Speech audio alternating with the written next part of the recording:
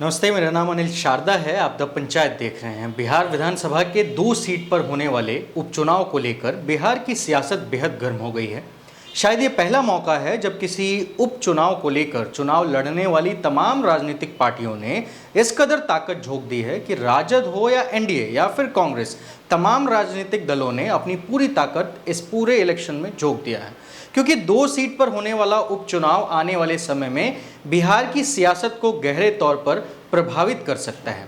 बिहार की आगामी सियासत के लिहाज से यह जानना भी बेहद दिलचस्प है कि आखिर कैसे 2 सीटों के चुनाव परिणाम बिहार की सियासी फिजा में हलचल लेकर आ सकते हैं।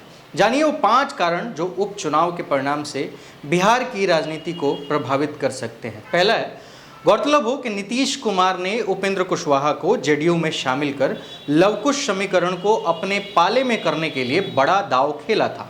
माना जा रहा है कि उपेंद्र कुशवाहा के जेडीयू में आने के बाद लवकुश समीकरण पर सबसे बड़ी दावेदारी जेडीयू की हो गई है।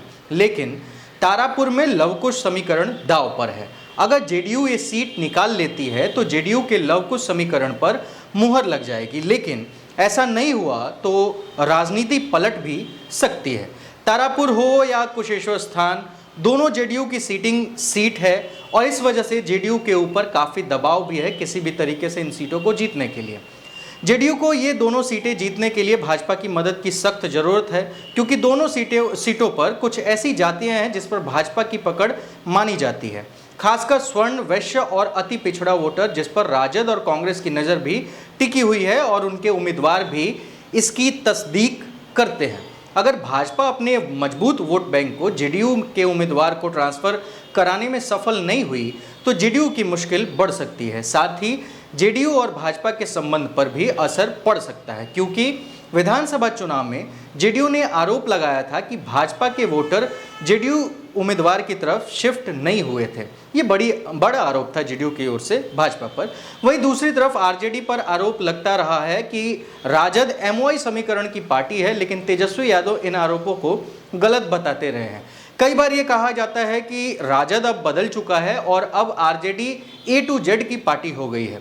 तारापुर और कुशेश्वर स्थान में राजद ने जो उम्मीदवार उतारे हैं, तेजस्वी अपने उसी दावे को पुख्ता करते हुए दिख रहे हैं। अगर चुनाव परिणाम तेजस्वी के पक्ष में आया तो तेजस्वी यादव के दावों को आने वाले समय में और मजबूती मिल जाएगी, जो बाकी पार्टियों के लिए मुसीबत बन सकती है।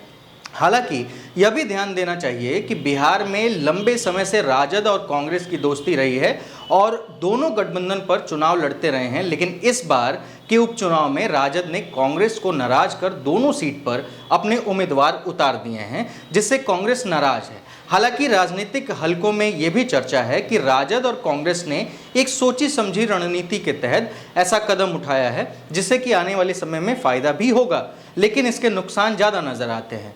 बिहार कांग्रेस में एक धड़ ऐसा है जो राजद से अलग होना चाहता है। अगर चुनाव परिणाम में जब कांग्रेस ठीक ठाक मुकाबला करते नजर आई और चुनाव परिणाम राजद और कांग्रेस के उम्मीदवार के मुताबिक नहीं आए तो आने वाले समय में राजद और कांग्रेस की दूरियां बढ़ सकती हैं।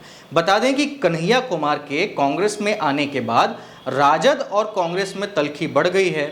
चिराग पासवान के हाथ से लोजपा की कमान छिन चुकी है और उपचुनाव की दोनों सीटों पर चिराग की प्रतिष्ठा दांव पर लगी है। दरअसल तारापुर चिराग के संसदीय सीट जमुई के अंतर्गत आता है। वहीं कुशेश्वर स्थान में पासवान वोटर का रुख क्या रहता है, इस पर भी चिराग की आने वाली रणनीति बहुत कुछ निर्भर करती है। वजह यह भी है क्योंकि चिराग पासवान अक्सर यह दावा करते हैं कि पासवान वोटर उनके साथ है, तो अगर पासवान वोटर उनके साथ है तो आखिर उन तक वो वोट शिफ्ट क्यों नहीं हो रहे हैं, ये भी बड़ा सवाल है। खैर, फिलहाल इस वीडियो में इतना ही। मेरा नाम अनिल शारदा है। आप जब पंचायत देख रहे थे, अगर आपको यह वीडियो पसंद आती है तो इसे शेयर करें। यूट्यूब पर देख रहे हैं तो सब्सक्राइब करें। फेसबुक पर देख रहे हैं तो हमारे पेज को लाइक और शेयर करना ना भूलें। बहुत बहुत धन्यवाद।